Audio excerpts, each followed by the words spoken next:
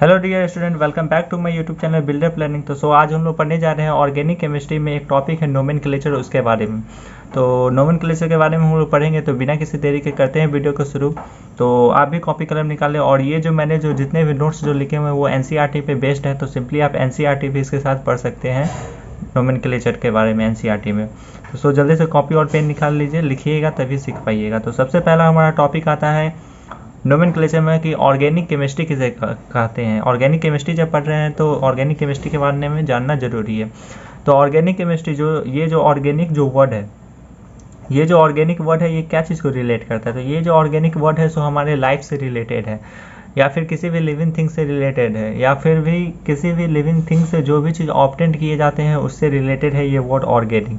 तो simply organic chemistry का सबसे पहले हम लोग लिखते हैं, तो द वर्ड ऑर्गेनिक, जो वर्ड ऑर्गेनिक है वो सिग्निफाई क्या करता है, लाइफ को, हमारे जीवन को ये सिग्निफाई करता है। Therefore all substance which they are obtain directly और इनडायरेक्टली, जो डायरेक्टली किसी भी कोई भी सब्सटेंस डायरेक्टली या इनडायरेक्टली किसी भी लिविंग थिंग से ऑब्टेन किया जाए, या वो प्लांट हो चाहे वो एनिमल किंगडम से रिलेटेड हो, तो उसे हम लोग ऑर्गेनिक कंपाउंड कहते हैं, उसे हम लोग ऑर्गेनिक कंपाउंड कहते हैं। ऑर्गेनिक केमिस्ट्री नहीं, ऑर्गेनिक कंपाउंड कहते हैं। मतलब किसी भी ऑर्गेनिक कंपाउंड को हम लोग ने किसी भी लिविंग थिंग से डायरेक्टली या इनडायरेक्टली ऑब्टेन किए हैं। तो ये हमारा हो गया ऑर्गेनिक। और ऑर्गेनिक केमिस्ट्री किसे कहते हैं, तो ये हो गया द ब्रांच ऑफ केमिस्ट्री। मतलब केमिस्ट्री का ही एक ब्रांच होता है जिसमें हम लोग ऐसे कंपाउंड के बारे में बात करते हैं, उसे हम लोग ऑर्गेनिक केमिस्ट्री कहते हैं। तो बच्चों ये सब तो आप समझ लिए होंगे, तो चलिए शुरू करते हैं। नोमेनक्लेचर से कुछ ये पुरानी बातें, ये बहुत ही सिंपल है, ये आपने पहले भी पढ़ा होगा। तो आगे चलते हैं हम लोग। इन 1675 हमारे पुराने ज़माने में लेरी जो साइंटिस्ट थे वो क्लासिफाई किए थे नेचुरल सब्सटेंस को 3 कैटेगरी में। हमारे जो प्राकृतिक में जो सब्सटेंस है उसे 3 तरह से इन्होंने बांटा था 1675 में। पहला था मिनरल सब्सटेंस, जो हमारे खनिज हो गए, वेजिटेबल सब्सटेंस जो हमारे प्लांट से रिलेटेड हो गए, और एनिमल सब्सटेंस जो हमारे एनिमल किंगडम से रिलेटेड हो गए। तो ये जो मिनरल सब्सटेंस है सो हमारे इनऑर्गेनिक सब्सटेंस में आते हैं, जो किसी भी मिनरल से ऑब्टेन किया जाए या फॉसिल फ्यूल से ऑब्टेन किया जाए, तो ये हमारे इनऑर्गेनिक सब्सटेंस से रिलेटेड है। और जो वेजिटेबल और एनिमल्स है जो हमारे ऑर्गेनिक सब्सटेंस से रिलेटेड है। तो ये हमारे हो गए ऑर्गेनिक सब्सटेंस के जो नेचर में जो प्राकृतिक में जो पाए जाते हैं उसके बारे में। फिर कुछ दिन एंटोनी लेवोजियर थे, एंटोनी लेवोजियर ने रिक्लासिफाइड किया था। मतलब फिर से उन्होंने दोबारा ये बनाया था कि नेचुरल सब्सटेंस को 2 कैटेगरी में बांटे गए हैं, एक होते हैं ऑर्गेनिक, एक होते हैं इनऑर्गेनिक। ऑर्गेनिक जो होते हैं जो हमारे सीधे प्रोड्यूस किए जाते हैं लिविंग ऑर्गेनिम्स। मैंने पहले भी बताया है कि ऑर्गेनिक वर्ड ही हम लोग को सिग्निफाई करता है लाइफ से रिलेटेड। तो ये सिंपली है। सो देखिए, लिविंग ऑर्गेनिम्स को से जो भी चीज़ प्रोड्यूस किए जाते हैं वो हमारे ऑर्गेनिक हो गए, और इनऑर्गेनिक हो गए जो हमारे ऑब्टेन किए जाते हैं नॉन लिविंग थिंग से, या फिर किसी भी नॉन लिविंग थिंग्स रिसोर्सेज जैसे लाइक मिनरल हो गया, फॉसिल फ्यूल हो गया ये। अब इसके बाद ये तो हमारे पीछे कुछ डिफिनीशन और कुछ साइंटिस्ट के द्वारा खोज किए गए वो। फिर हम लोग जो आगे पढ़ने जा रहे हैं वो है वाइटल फोर्स थ्योरी। ये बहुत ही इंपॉर्टेंट है, जो पहले वाले दशक में ये सब है। सो मतलब पिछले साल जो हमारे साइंटिस्ट ने जो आविष्कार किया था उस समय ये बहुत ही फेमस थ्योरी रहा था, जो बर्जेलियस द्वारा एज्यूम किया गया था। माना गया था कि some vital force is necessary to produce organic compound. मतलब ऑर्गेनिक कंपाउंड को पैदा करने के लिए, उत्पादन करने के लिए कुछ वाइटल फोर्स की जरूरत पड़ती है। ड्यू टू दिस, जिस कारण से ही said that synthesize of this compound in laboratory is not possible. तो इन्होंने सिंपली से बात ये कहा था कि ऑर्गेनिक कंपाउंड को हम लोग लेबोरेटरी में सिंथेसाइज नहीं कर सकते, किसी भी लैब में हम लोग ऑर्गेनिक कंपाउंड का फॉर्मेशन नहीं कर सकते। ये हमारा वाइटल फोर्स थ्योरी था। मतलब कुछ वाइटल फोर्स थ्योरी चाहिए ऑर्गेनिक कंपाउंड को प्रोड्यूस करने के लिए। तो ये हमारे बर्जेलियस साहब ने दिए थे। तो बर्जेलियस साहब ने दिए, ठीक दिए, ये बहुत ही फेमस भी चला था। तो कुछ नहीं, इसके बाद एक और साइंटिस्ट जो टपक पड़े। हमारे देश में गधों की कमी नहीं है। तो 1828 में फ्रेडरिक होलर महान साइंटिस्ट साइंटिस्ट हमारे यहाँ के तो नहीं हैं, विदेश के ही हैं पर, लेकिन इन्होंने बहुत ही अच्छे अच्छे खोज किए थे। इन 1828 में ही फ्रेडरिक होलर ने सिंथेसाइज कर दिया था first organic compound urea from ammonia cyanate. और ये ऑब्जेक्टिव क्वेश्चन हमेशा बने जाते हैं कि हाँ कब है सो पहला ऑर्गेनिक कंपाउंड फॉर्मेशन हुआ था। तो इन 1828 में फ्रेडरिक होलर ने सिंथेसाइज किया था फर्स्ट ऑर्गेनिक कंपाउंड जिसका नाम था यूरिया।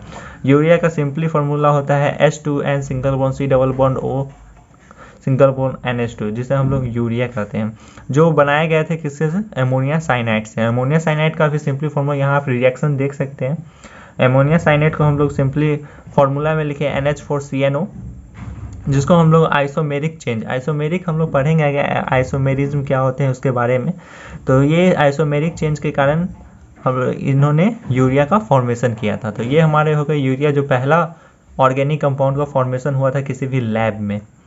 तो फिर कुछ दिनों के बाद हमारे दो और महान साइंटिस्ट ने है सो सिंथेसाइज कर दिए एसिटिक एसिड और एक मीथेन ऑर्गेनिक कंपाउंड सिंथेसाइज किया। 1845 में कोल्बे एक साइंटिस्ट थे जिन्होंने एसिटिक एसिड का फॉर्मेशन किया था उसी के कंपोनेंट से, उसी के कंपोनेंट एलिमेंट से, मतलब किसी भी एसिड से ही उन्होंने एसिटिक एसिड का फॉर्मेशन किया था। और 1856 में बर्थलॉट ने मीथेन का फॉर्मेशन किया था, जो CH4 इसका फॉर्मूला होता है, आगे हम लोग देखेंगे मीथेन।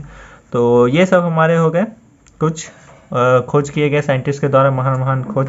तो हमारे जो मॉडर्न डिफिनेशन, जो अब जो आधुनिक डिफिनेशन जो हम लोग पढ़ते हैं और अभी भी पढ़ेंगे, तो उसके हिसाब से हाइड्रोकार्बन किसे कहते थे। हाइड्रोकार्बन उसे कहते हैं compound containing only carbon and hydrogen, जिसमें कार्बन और हाइड्रोजन का मिक्सचर हो या वो दोनों कंटेन करता हो या उसके कॉन्स्टिट्यूएंट हो, उसे हम लोग हाइड्रोकार्बन कहते हैं। जैसे CH4 इसमें कार्बन हाइड्रोजन, C2H6 इसमें 2 carbon 6 hydrogen, C2H4 C2H2 etcetera, ये सब हमारे हो गए हाइड्रोकार्बन, जिसमें ओनली फॉर कार्बन और हाइड्रोजन हो। और हाइड्रोकार्बन डेरिवेटिव, अब जब डेरिवेटिव वर्ड हुआ मतलब कुछ अलग वर्ड हो गया। तो इसमें हम लोग का कहने का मतलब है जो भी कंपाउंड हो वो किसी some other element such as oxygen, nitrogen, phosphorus etcetera which carbon and hydrogen are known as hydrocarbon derivatives. ये हमारे हो गए वैसे कंपाउंड जिसमें कार्बन के साथ साथ ऑक्सीजन, जैसे C डबल बॉन्ड O, इसमें H तो है, इसमें हमारा H तो है, तो C डबल बॉन्ड हुआ 2 1 3 1 4, तो इसका हुआ ऑक्टेट पूरा। तो ये हमारे हो गए इस टाइप से। ऑक्सीजन इसमें है C, फिर हमारा होता है C डबल बॉन्ड O, जैसे हमारा यूरिया का ही ले लीजिए, तो इसमें भी आप देख सकते हैं इसमें भी ऑक्सीजन है, CNO हो गया, ये हो गया हमारा। तो ये सब हो गए हमारे हाइड्रोकार्बन डेरिवेटिव। तो हमारा यहाँ सिंपली आप देख सकते हैं hydrocarbon and its derivative are commonly known as organic compound.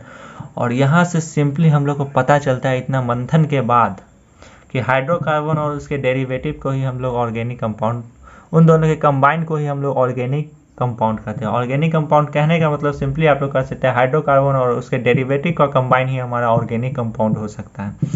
अब हम लोग पढ़ने जा रहे हैं classification of organic compound. Organic compound का क्लासिफिकेशन किसने तरह से हुआ है, कैसे हुआ है। तो एक होता है open chain compound. Open chain compound कहने का मतलब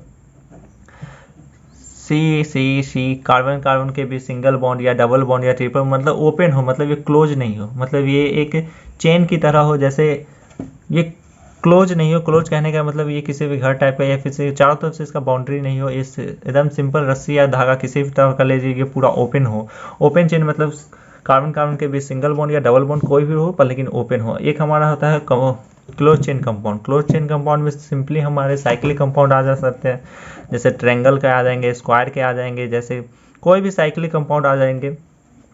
इसको हम लोग सिंपली ओपन चेन कंपाउंड को एलिफैटिक कंपाउंड भी कहते हैं और एसाइक्लिक कंपाउंड भी कहते हैं, और क्लोज चेन को हम लोग सिर्फ साइक्लिक कंपाउंड कहते हैं।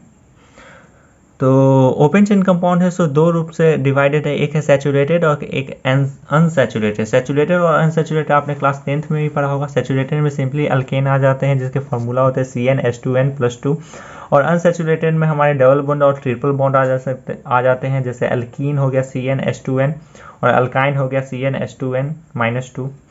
अल्केन कहने का मतलब जिसमें simply single bond contain only single bond, और अल्कीन कहने का मतलब एटलीस्ट 1 डबल बॉन्ड, जिसमें केवल डबल बॉन्ड जरूर होना चाहिए, और अल्काइन कहने का मतलब जिसमें लगभग से लगभग एक ट्रिपल बॉन्ड होना चाहिए।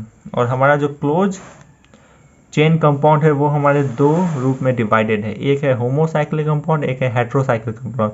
इन दोनों के बारे में बात करेंगे आगे। तो होमोसाइक्लिक कंपाउंड में भी एरोमेटिक कंपाउंड साइक्लिक कंपाउंड होते हैं और हेट्रोसाइक्लिक कंपाउंड में भी एरोमेटिक कंपाउंड और एलिसाइक्लिक कंपाउंड भी होते हैं, ये दोनों होते हैं इसमें भी। तो ये हम लोग आगे जरूर पढ़ेंगे। तो ये हमारे हो गए क्लासिफिकेशन ऑफ ऑर्गेनिक कंपाउंड। ये सिंपली आप चार्ट है सो दर्शा सकते हैं। अगर आपको एग्जाम में पूछे कि ऑर्गेनिक कंपाउंड को कितने तरह से बांटे गए हैं तो आपको सिंपली लिखना है इस चार्ट फ्लो में, जिससे आपको मार्क्स अच्छे खासे मिल सकते हैं। तो चलिए, अब नया चैप्टर शुरू हो चुका है, मतलब नया टॉपिक हम लोग शुरू कर रहे हैं, जिसमें हम लोग मेन अब यहाँ से हमारा चैप्टर स्टार्ट हो गया हुआ है। Representation of organic compound. Organic compound का रिप्रेजेंटेशन कैसे होता है तो मैं इसमें कुछ बता देता हूँ। जैसे रिप्रेजेंटेशन करने के लिए सबसे पहले मॉलिक्यूलर फार्मूला, उसको मॉलिक्यूलर फार्मूला कहने का मतलब कि कितने उसमें कार्बन है और हाइड्रोजन है। It represent the exact number of atom present in a molecule of compound, मतलब ये दर्शाता है किसी भी कंपाउंड में कितने नंबर ऑफ एटम मौजूद है किसी भी मॉलिक्यूल्स ऑफ कंपाउंड में, तो उसे हम लोग मॉलिक्यूलर फार्मूला कहते हैं। जैसे एग्जांपल में हो गया C4H10। C4H10 का मतलब 4 कार्बन H10। तो बुट जो हमारा होता है बट नहीं, बुटेन इसको पढ़ेंगे। तो बट जो होता है वो हमारे 4 के लिए इंडिकेट किया जाता है और ये सिंगल बॉन्ड इसमें होते हैं, इस कारण ANE लगा हुआ है। इथीन हो गया, तो ये हमारे हो गए अल्केन अल्कीन के ग्रुप में हो गए थे। C2H4 होते हैं, इसमें 2 कार्बन और 4 हाइड्रोजन होते हैं। अब हम लोग जानते हैं ESF एक्सपेंडेड स्ट्रक्चर फार्मूला और CSF condense structural formula. ESF कहने का मतलब जैसे ब्यूटेन का C4H10 हो गया, तो ये आप देख सकते हैं 4 बॉन्ड और उसमें चारों का हाइड्रोजन, 4 कार्बन के चारों का हाइड्रोजन जो बॉन्ड पूरा करने के लिए हमने लगा दिया था C4H10 हो गया। प्रोपीन हो गया, तो मॉलिक्यूलर फार्मूला इसका होता है C3H6। प्रोपीन कहने का मतलब ये अल्कीन के ग्रुप में आता है, तो इसमें जरूर एक डबल बॉन्ड होगा। यहाँ आप देख सकते हैं डबल बॉन्ड है 2, 1 3 1 4, तो ये हमारा हाइड्रोजन इसमें 2 आएंगे और यहाँ 2, मतलब इसका चारों बॉन्ड हमारे पूर्ति हो रहे हैं। और इसमें भी 4 1 2 3 4, तो इसमें हाइड्रोजन सिंपली लगा के हम लोग देख सकते हैं। तो ये हमारा हो गया एक्सपेंडेड स्ट्रक्चर फार्मूला। और कंडेंस स्ट्रक्चर फार्मूला कैसे क्या होता है तो देखिए, पेंटेन हुआ 5 कार्बन के लिए, तो मॉलिक्यूलर फार्मूला C5H10। तो इसका ESF तो सिंपली आप लोग देख सकते हैं C सिंगल बॉन्ड C करके लिख देंगे। और यहाँ का CSF मतलब कंडेंस्ड कहने का मतलब ये दोनों, ये जो हम लोग H को जो दर्शा रहे हैं इसको सिंपली हम लोग डायरेक्ट यहाँ पे लिख दे CH3। ये डबल है तो CH2, ये भी डबल है CH2 CH2 CH3। तो ये हमारा कंडेंस, आप सिंपली यहाँ कंडेंस देख सकते हैं, या फिर आप इसको सिंगल बॉन्ड ना दर्शाएं और डायरेक्ट भी आप लिख सकते हैं। या फिर जो CH2 है सो देखिए 3 बार यूज किए गए होते, तो होल ट्राइस लिख करके आप मतलब इस तरह से, पहले इतना विस्तार में नहीं, आप सिंपली ये याद रखें काफ़ी है। फिर हमारा चौथा जो आता है, ये तीसरा हो गया, चौथा हमारा होता है bond line formula. Bond line formula मतलब उसको लाइन से इंडिकेट करने का। ये हुआ सिंगल बॉन्ड, ये हुआ डबल बॉन्ड, ये हुआ ट्रिपल बॉन्ड, ये हमारे हो गए लाइन से रिलेटेड, सिंगल बॉन्ड से रिलेटेड कार्बन को दिखाने का। इस सब टाइप के जो होते हैं वो हमारे बॉन्ड लाइन फार्मूला होते हैं। अब इसमें भी आप देख सकते हैं ये ESF CSF में बताए गए हैं, तो सिंपली हम लोग आगे पढ़ेंगे बॉन्ड लाइन फार्मूला का क्वेश्चन भी बनाएंगे, तो इससे रिलेटेड क्वेश्चन भी रहेगा, तो सिंपली हम लोग बनाएंगे। अब यहाँ देख सकते हैं बॉन्ड लाइन फार्मूला और CSF और MF मॉलिक्यूलर फार्मूला हम लोग को लिखना है। तो बॉन्ड लाइन ये सिंगल बॉन्ड का है तो C2H6, ये आप देख सकते हैं सिंपली C3H8 का है, ये आप देख सकते हैं C9H20 का है। मतलब इसमें काउंट करके बताना है कि यहाँ ये कितने कार्बन है कितने हाइड्रोजन है, ये इसका CSF लिखना है। और ये बॉन्ड लाइन दिया गया हुआ है, इससे हम लोग ने CSF बनाया है और मॉलिक्यूलर फार्मूला बनाया है। तो इसमें आप देख सकते हैं ये कार्बन ये कार्बन ये कार्बन ये कार्बन ये कार्बन ये कार्बन ये कार्बन ये कार्बन और ये कार्बन, 1 2 3 4 5 1 6 7 8 9 कार्बन हो गए। और हाइड्रोजन आप इसमें गिन लीजिए, तो सिंपली आप ये कंडेंस फार्मूला बनाइएगा, C9H20 हो जाएगा। तो ये हमारे बॉन्ड लाइन के कुछ क्वेश्चन है जो मैं अगले क्लास में आप लोग को एक्सपेंड अच्छे तरह से समझाऊंगा। अगर वीडियो अच्छी लगी हो तो कृपया लाइक एंड सब्सक्राइब जरूर कीजिएगा। मिलते हैं फिर अगले वीडियो में, बॉन्ड लाइन फार्मूला को कैसे हम लोग CSF में लिखे और उसका मॉलिक्यूलर फार्मूला कैसे हम लोग लिखे। तो मिलते हैं फिर अगले वीडियो में, तब तक के लिए बाय।